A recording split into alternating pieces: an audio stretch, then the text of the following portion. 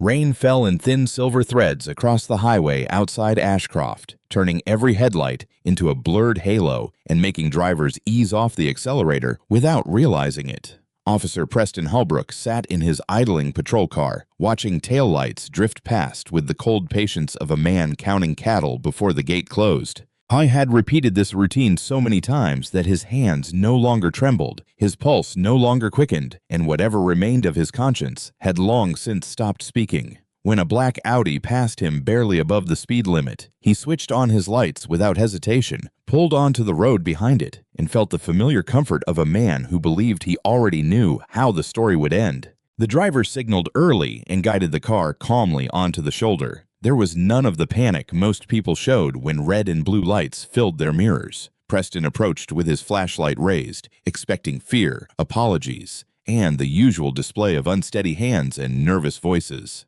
Instead, he found a black woman in a plain gray coat, sitting upright with both hands positioned properly on the steering wheel. Her eyes met his without wavering. According to the license she handed him, her name was Dr. Marlo Vance, and her address was listed outside the county. She did not demand an explanation or offer an excuse. She simply waited, as though she understood something Preston did not. He told her it was a routine stop involving a taillight, nothing serious, merely a formality, before he let her continue. It was a polished lie he had used countless times, the kind that worked because most people wanted desperately to believe the system was fair. He ordered her out of the vehicle so he could inspect the interior. Marlo complied without protest, standing in the cold rain with her arms relaxed at her sides while he moved toward the trunk. What she could not openly acknowledge, and what his previous victims had never seen until it was too late, was the small plastic bag he removed from his jacket and slipped beneath the spare tire cover with one practiced motion.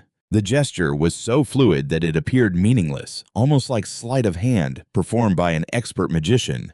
But this trick had not earned applause. It had destroyed careers, shattered families, and sent innocent people into courtrooms carrying evidence that had never belonged to them. The highway around it seemed to hold its breath. The nearest exit was far enough away to make the shoulder feel isolated, while the glow of a distant gas station barely showed through the rain. Preston had chosen this stretch of road deliberately for years, not because it required serious patrol work, but because its emptiness gave him privacy while still allowing him to record the stop as part of an active route. I had learned that confidence often mattered more than evidence when making an arrest appear legitimate. Working where no one watched closely gave him all the confidence he needed. As he stood in the rain, watching Marlo's calm reflection through the rear window, he felt no doubt at all, only the steady rhythm of a routine he had perfected through more stops than he cared to count. Distracted by his own performance, he failed to notice the faint red light blinking from a small device mounted discreetly on a utility pole farther up the road. The device had been installed recently under the harmless appearance of a traffic monitoring upgrade. He also missed the subtle change in Marlo's breathing when he approached the trunk. It was not fear, it was focus. The controlled breath of someone watching a carefully rehearsed plan finally unfold in real life. The rain continued falling around them, indifferent to the weight of what was happening, and to the fact that one person believed he controlled the night, while the other had helped design its ending long before they met. Preston straightened, arranged surprise across his face, and announced that he had discovered something troubling. Marlo walked toward the trunk, looked at the bag, and then lifted her eyes to him. Her expression disturbed him far more than anger would have. There were no tears and no panic, only a quiet stillness that belonged to someone already seeing several moves beyond her opponent. She asked for his badge number. Her voice remained level, almost gentle, as though she were requesting directions rather than facing charges capable of destroying her freedom and reputation. Preston answered with the same practiced smirk he used whenever he wanted someone to remember who held the power. He recited the number without concern. Throughout his career, no one had ever used that information to threaten him in any meaningful way. Usually, hearing it only made people more frightened. He locked handcuffs around her wrists, placed her in the back of his cruiser, and radioed another triumphant arrest to the station. Another dangerous substance supposedly removed from the streets. It was the kind of arrest that would make him look heroic to supervisors who preferred impressive statistics to uncomfortable questions. During the drive, Marlo stared through the window and quietly memorized the route. The mile markers, the dashboard display, and every procedural detail. She was not behaving like a helpless victim. She was observing, recording, and waiting.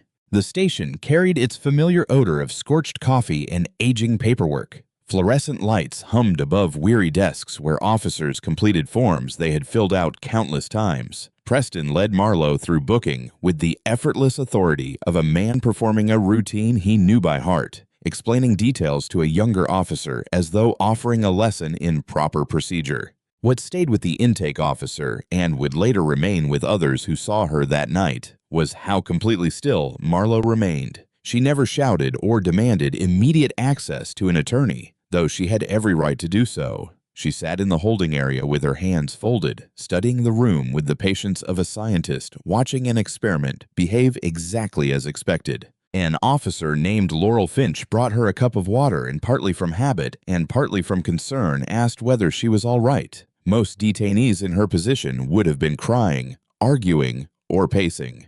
Marlowe accepted the water with a small nod and said she was perfectly fine, adding that there was no reason to worry. Laurel gently offered to help her contact someone, a relative, an attorney, or anyone else she trusted. Marlowe gave her a faint smile, one that did not quite reach her eyes because it seemed rooted somewhere deeper and more deliberate. She said there was no need, that the matter would resolve itself, and that patience was a tool most people had forgotten how to use. As Laurel walked away, she could not escape the feeling that she had just spoken with the only person in the building who truly understood what was happening. She mentioned it to a colleague, half joking that the woman in holding kept smiling as though she knew a secret no one else had been told. The colleague dismissed it as exhaustion, shock, or the numbness that sometimes followed a frightening arrest. But Marlowe was not numb. She was identifying faces, memorizing badge numbers, studying camera positions and exits, recording procedural failures,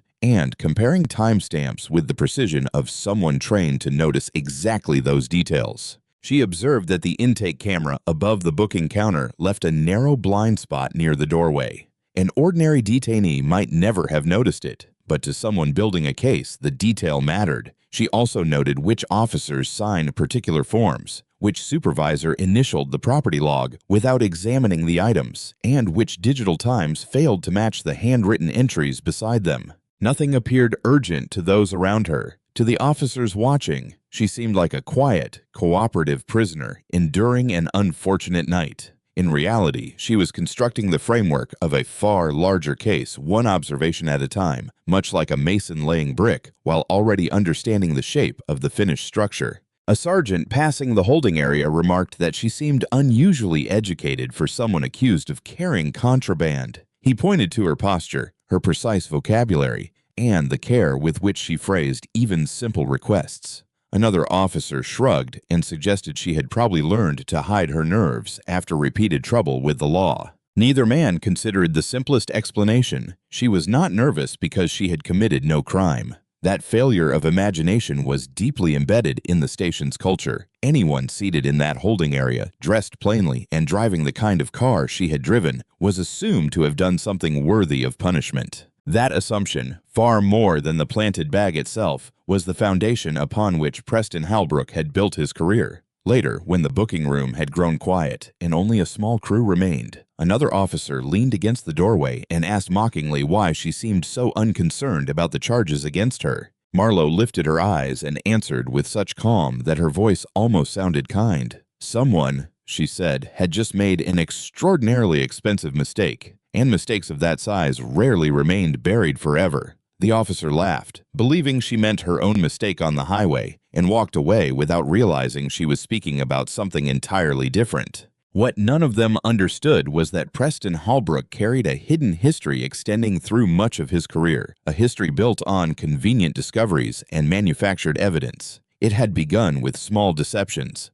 a planted item, an embellished statement, a report adjusted just enough to support the result he wanted. He told himself it was necessary policing in a city that rewarded arrest numbers more enthusiastically than truth. With time, the habit hardened into a system. He refined it alongside two officers who shared his hunger for shortcuts and his contempt for anyone who asked questions. Together, they created a quiet machinery of falsified paperwork, coerced statements, and carefully edited reports, shielded by supervisors who valued crime statistics more than the human lives hidden behind them. Around the department, people said Preston could sense trouble before it happened. They praised his instincts and pointed to his arrest record as proof. What they did not know was that instinct had little to do with his success. His arrests were staged, timed, and constructed with the same careful choreography he had used on the highway that night. He had learned which judges asked few questions, which prosecutors were overwhelmed enough to accept a report without examining it,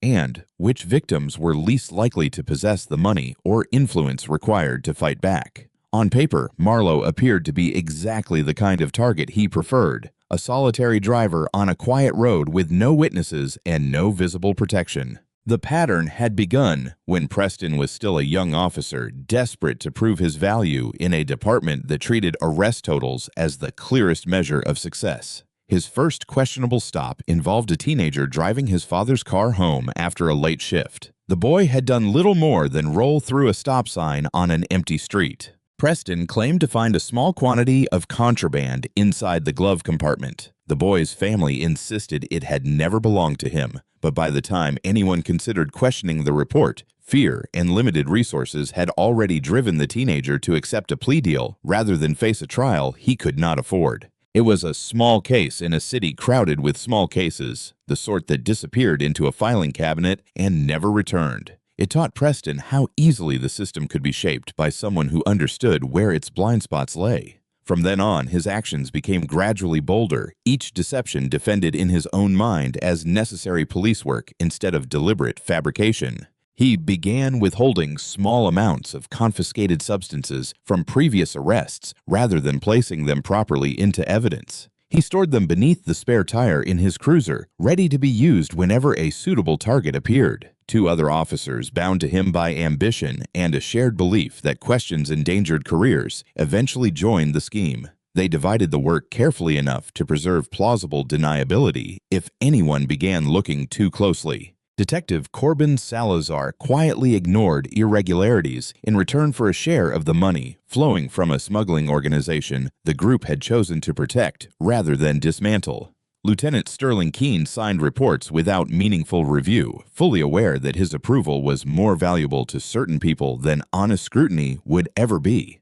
As the operation matured, the group learned to choose victims according to unspoken rules. They targeted people whose testimony would rarely be trusted over that of a decorated officer, people without the financial resources or social influence needed to fight through the courts. They avoided anyone with a recognizable public profile, a large family capable of organizing public pressure, or a case likely to draw more than a forgotten paragraph in the local news. It was patient predation disguised as dedicated law enforcement. Commendations and awards strengthened their public image, even as their actions quietly destroyed community trust. Preston kept a drawer in his home office filled with newspaper clippings praising his work, evidence of a heroic identity he had constructed so completely that he sometimes forgot the lies holding it together. But this arrest refused to follow the familiar pattern. Before the station had fully awakened, an unexplained order arrived directing officers to release Dr. Marlowe Vance.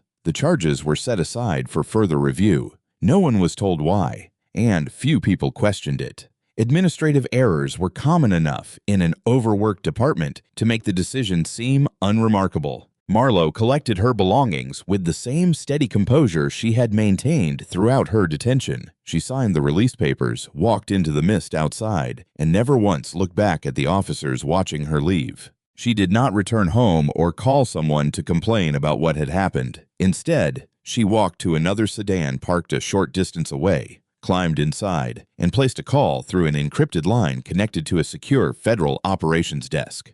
Her voice carried an authority completely absent from the quiet identity she had worn inside the station. She confirmed that the target had behaved precisely as predicted and authorized the next phase of the operation. The words were brief and unmistakable. Operation Iron Veil was active. Soon afterward, an unnatural stillness settled over the precinct, the kind that often arrives before a building learns that everything inside it is about to change. Officers began their shift with the usual complaints about overtime and unfinished reports. unaware that their station had already become the center of a federal corruption investigation built patiently over an extended period. A line of black government vehicles entered the parking lot in disciplined formation, every window facing the street filled with curious officers as federal agents emerged in dark jackets marked with unmistakable lettering. Their movements were calm, coordinated, and clearly rehearsed. Uniformed officers gathered near the entrance, whispering guesses about an audit or an unexpected inspection. The department captain hurried outside, and concern replaced confusion as he realized how many agents were entering his building. At the center of the group stood a woman in a tailored charcoal suit, federal credentials displayed openly on her jacket. Her posture radiated a level of command entirely different from that of the quiet driver who had sat in holding. Preston stared at her, recognition arriving slowly, and then all at once. When he finally understood who she was, the color vanished from his face. Dr. Marlo Vance was no ordinary driver. She was Special Agent Marlo Vance, lead investigator of a federal task force created specifically to expose corruption within local law enforcement. Marlo surveyed the room before allowing her gaze to settle on Preston. There was no anger in her expression, no satisfaction, and no desire to humiliate him. There was only complete control. She greeted him by rank and name, her voice almost pleasant in its precision, and whatever remained of his confidence seemed to collapse beneath the sound. Every officer present understood that excuses and badge numbers would not resolve what was about to happen. What they did not yet understand was that Marlo's appearance on the highway had never been accidental. Federal investigators had spent a long period building a case against several members of the precinct. They had uncovered patterns of falsified evidence, wrongful arrests, and financial connections between officers and a regional smuggling organization. Records, bank documents, and statements from frightened former victims had created a powerful body of suspicion. What the case still lacked was direct, indisputable proof of an officer committing the act itself, evidence captured cleanly enough to survive any challenge in court. Marlo had volunteered to become that proof. She had studied Preston's routines, his preferred roads, the types of people he selected, and the conditions under which confidence made him careless. She positioned herself exactly where he was most likely to stop her, on a road isolated enough to make him feel safe and sufficiently monitored to make his conduct impossible to deny. Every detail of her behavior had been deliberate. Her posture, her calm answers, and her request for his badge number were designed to expose his method without revealing her true identity. She carried no visible recording device because she did not need one. A concealed network of lawfully authorized cameras had already been positioned along the highway, waiting for him. Preparing the operation required extensive analysis. A small federal team examined Preston's patrol logs and compared them with citizen complaints, court records, and financial data obtained through subpoena. They found that an unusual number of his celebrated arrests occurred along the same few roads. The stops repeatedly involved drivers traveling alone under conditions with limited visibility and few witnesses. Searches then produced exactly the evidence needed to justify suspicion that had not existed before the search began. Analysts built a probability model around his assignments, the weather, and his tendency to become more aggressive when poor conditions reduced the chance of outside observation. Marlo reviewed the model personally and memorized his known habits until she could anticipate his decisions almost as accurately as he anticipated the vulnerability of his targets. Her preparation focused less on physical danger than on the discipline required to remain motionless while hostility unfolded around her. Behavioral specialist taught her methods for controlling her breathing and keeping her heart rate steady while being searched and handcuffed. Any visible panic might have changed Preston's behavior and weakened the value of the evidence. She rehearsed every phrase she intended to use. Asking for his badge number had been chosen because it seemed harmless while placing his identity clearly on the record. No element of the encounter had been left to chance. Federal attorneys and oversight officials examined every step repeatedly, determined to leave no procedural weakness for a defense attorney to exploit. Inside a conference room temporarily taken over by the federal team, Marlo stood before the assembled officers and connected a laptop to a large display. Without raising her voice, she explained that they were about to view footage collected from several independent sources, each confirming the others. The first recording came from a traffic camera farther along the highway. Its wide angle showed the complete stop and established the sequence with chilling clarity. The second came from a gas station security camera across the roadway. Its angle captured Preston at the rear of the Audi during the crucial moment. A third source came from the dashboard recording of a passing civilian vehicle. The driver had been filming the rain for personal reasons and unknowingly recorded the encounter in the background.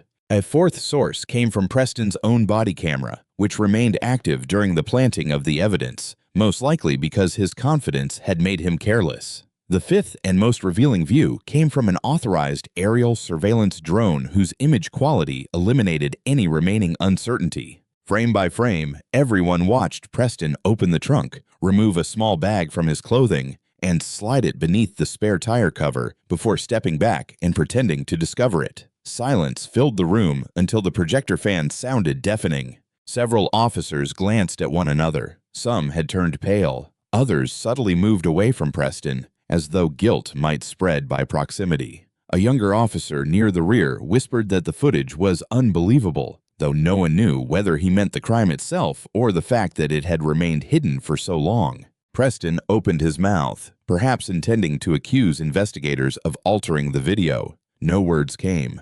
Marlowe calmly continued, presenting 5 additional incidents recovered from archived footage, each following the same disturbing pattern. It soon became clear that Preston was not the only person whose name would appear in federal charges. Lieutenant Keene sat rigidly after years of approving reports without scrutiny, unable to meet the eyes of anyone around him. An internal affairs investigator who had dismissed previous complaints as unsupported was escorted into a private room where agents placed records before him that he had never expected to resurface. Detective Salazar watched his personal bank statements appear on the screen, showing unexplained deposits presented with the same detached precision as the highway footage. The agents offered each person the same choice. There were no shouted threats or dramatic ultimatums. Cooperation could reduce the consequences and provide an opportunity to demonstrate accountability before the full case moved forward. Refusing to cooperate, the agents made clear, would only guarantee that no consideration would be offered later to anyone who chose to protect the network instead of exposing it.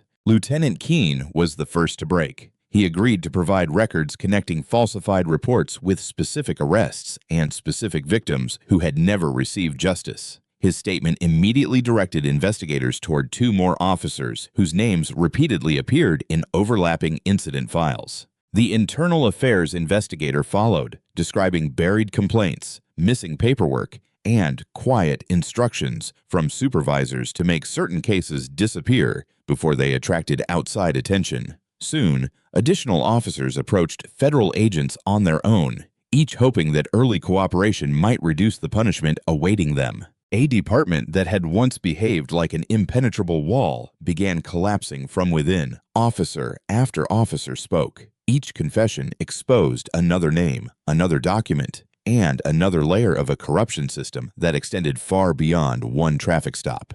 Preston watched former allies abandon him one by one. His support disappeared as quickly as his credibility. He made calls that went unanswered and left messages for men who had once called him a brother. Now they allowed the phone to ring rather than risk being heard speaking with him. His attorney warned that continued attempts to contact former colleagues might be treated as interference with witness testimony. For the first time in his career, Preston Halbrook understood what it meant to stand without protection, without a badge intimidating people into silence, and without a system quietly arranging the outcome in his favor. Detective Corbin Salazar soon arrived at the federal building, insisting on speaking before fear changed his mind. He described the complete process through which money from the smuggling organization moved across shell accounts before appearing in envelopes exchanged in parking garages and diner booths. I identified the sums involved and explained the coded phrases the group used to avoid speaking openly about crimes. Their language sounded like ordinary conversation, but investigators had already begun decoding it through authorized wiretaps.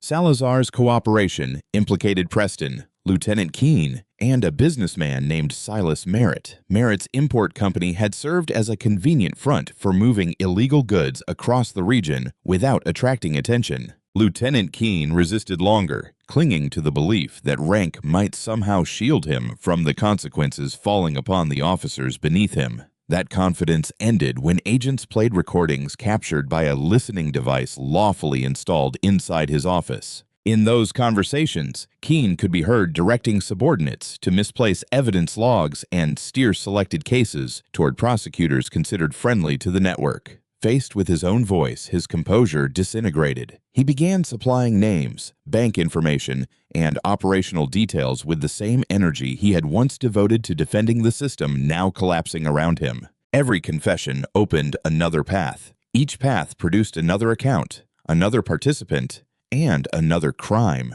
Investigators worked relentlessly simply to keep pace with the speed at which the organization was exposing itself. The most striking discovery was not merely the size of the corruption, though it was significant. It was how quickly loyalty vanished once individual survival became possible. Men who had spent years protecting one another and building careers on shared silence turned against each other as soon as federal charges became real. Their alliance had never truly been based on trust. It had been built on convenience. Once that convenience disappeared, every bond that had seemed permanent dissolved with it. Marlowe watched the collapse from a deliberate distance. The structure no longer required direct pressure from her. It only required patience while the evidence, confessions, and fear she had set into motion continued doing the work. Preston refused to accept what was happening. He hired a local defense attorney known for aggressive tactics and for attacking procedure at every possible point. The attorney filed motions alleging entrapment.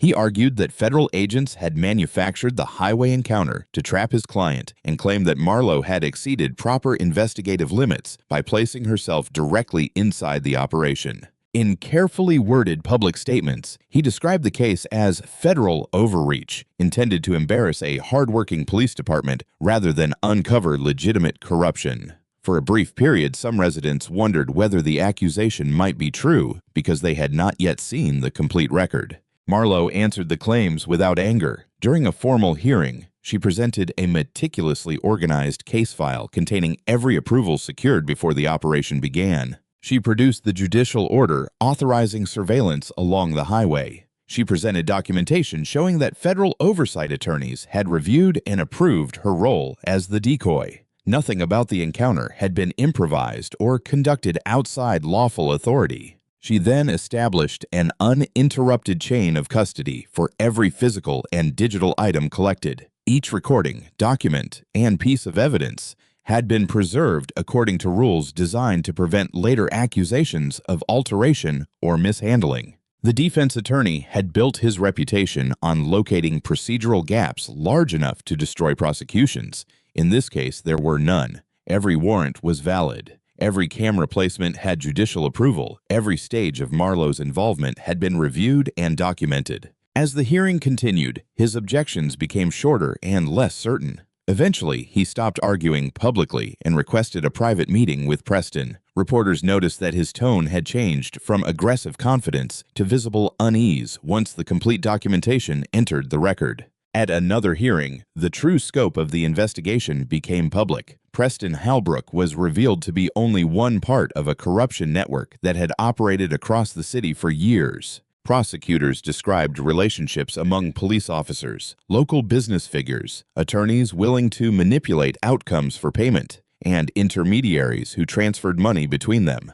Financial evidence exposed payments, hidden as consulting fees, real estate deals structured to conceal their true purpose, and offshore accounts used to clean money earned through the very smuggling operations Preston publicly claimed to oppose. The organization profited from both sides of the law. It protected actual criminals while manufacturing charges against innocent people selected because they were convenient and unlikely to be believed. Federal agents planned simultaneous arrests across the city so that no member of the organization could warn another, destroy evidence, or escape.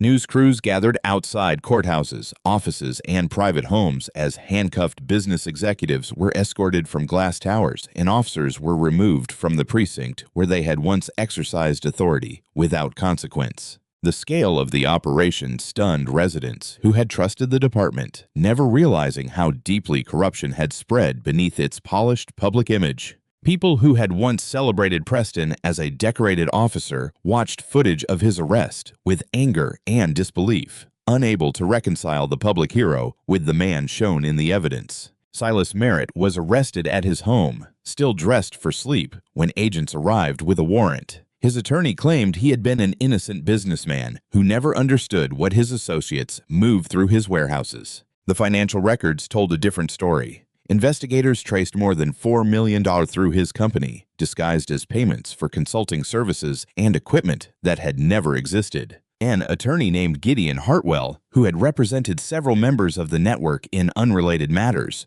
was also arrested. He was accused of guiding protected individuals toward favorable plea agreements in exchange for referral money quietly routed through his law practice. The city's newspapers repeatedly placed the scandal on their front pages. Each report exposed another layer of the organization and forced residents to ask how such an extensive network had survived without meaningful detection. City council members demanded public hearings into the oversight failures that had allowed the corruption to remain hidden. Editorials questioned how many people had suffered, while officials ignored warning signs that now appeared obvious. Advocacy groups that had submitted complaints for years, only to be dismissed, were finally invited into official meetings, where their evidence and experiences received serious attention. Loretta Gaines stood before the city council and spoke about her son, who had been wrongfully convicted on planted evidence. She read aloud the names of those who had finally listened after officials had repeatedly told her that she was imagining the injustice.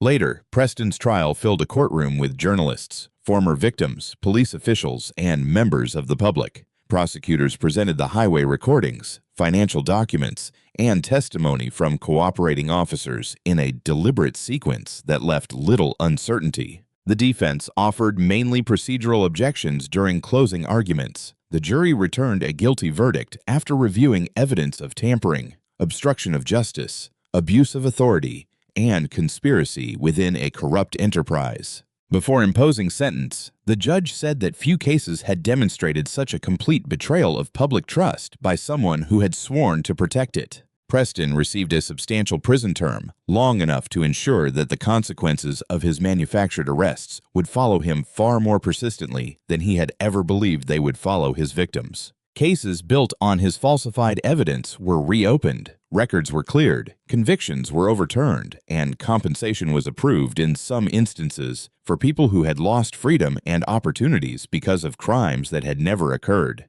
Community advocates who had spent years warning officials about suspicious patterns finally saw the city acknowledge failures that had been ignored for far too long. The police department entered a sweeping restructuring, and new oversight bodies were created to prevent any officer or supervisor from again holding such unchecked power. One reopened case belonged to the teenager from Preston's first planted arrest. He was now an adult who had carried a criminal record through much of his life, watching it quietly close, doors to employment, housing, and opportunities he never fully understood he was being denied.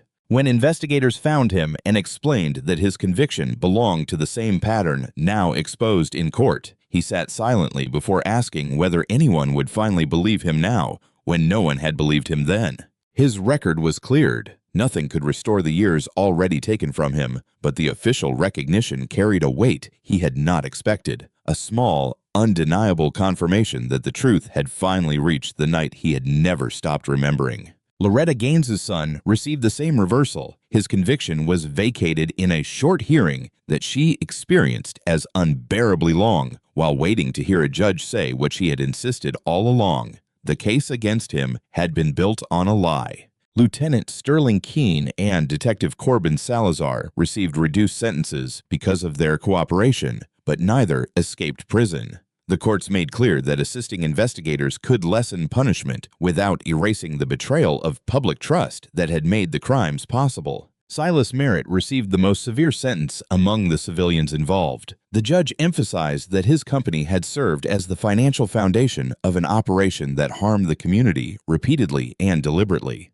Gideon Hartwell lost his license to practice law. For a man who had used the legal system to guide favored defendants away from accountability, the permanent end of his career was viewed by many as an appropriate consequence. Across separate proceedings, the city watched an organization that had once seemed untouchable shrink into a collection of names attached to prison terms, ruined reputations, and public disgrace. After Preston's sentencing, a reporter approached Marlowe outside the courthouse as she walked toward a waiting vehicle. He asked how she had remained so composed through an ordeal that might have overwhelmed almost anyone, particularly while sitting in a holding cell without any visible guarantee that her cover would remain intact or that the operation would succeed. Marlowe considered the question with the same patience she had shown on the highway. She explained that people who construct their lives from lies nearly always believe they control the story. They convince themselves that fear will keep the truth buried forever. Then she added the one fact such people repeatedly forget. The truth needs only one opportunity to emerge, and once it does, it rarely returns to hiding. The reporter wrote down her words quickly, recognizing that they would become the line most closely associated with the case. Marlowe offered no further statement, no dramatic gesture, and no effort to present herself as anything more than an investigator who had performed her duty with patience and discipline. As the vehicle door closed, the crowd watched her leave, uncertain whether they had witnessed the conclusion of a scandal or only the end of one chapter in a much larger struggle continuing beyond public view. Cooler air eventually settled over Ashcroft, and the skies began to clear. On a pale morning, Marlowe descended the courthouse steps for the last time in connection with the case. Her federal team waited nearby with another folder already prepared for the assignment ahead. The rain that had covered the highway where the operation began was gone. Soft sunlight broke through the remaining clouds, touching the courthouse stone and the waiting cars below. Marlowe did not turn back toward the building or pause for the reporters calling questions from a respectful distance. She walked toward her vehicle with the same measured calm she had carried from the beginning. That calm had never been indifference. It was discipline, shaped through years of learning when to wait, when to observe, and when to act with absolute precision. Behind her, a corrupt organization that had preyed upon the city for years stood exposed and dismantled, not through vengeance or uncontrolled force, but through patience, documentation, and evidence strong enough to survive every attempt to deny it. Elsewhere, another file was already waiting. It contained new names, unfamiliar transactions, and scattered details beginning to form a pattern that only Marlowe and her team could yet recognize. Her car left the courthouse and merged into the morning traffic. The story of Preston Halbrook ended not with personal revenge, but with the quiet certainty of justice finally overtaking a lie that had survived far too long. It proved that even the most carefully protected deception eventually encounters someone patient enough to watch it, prepared enough to document it, and determined enough to bring it fully into the light.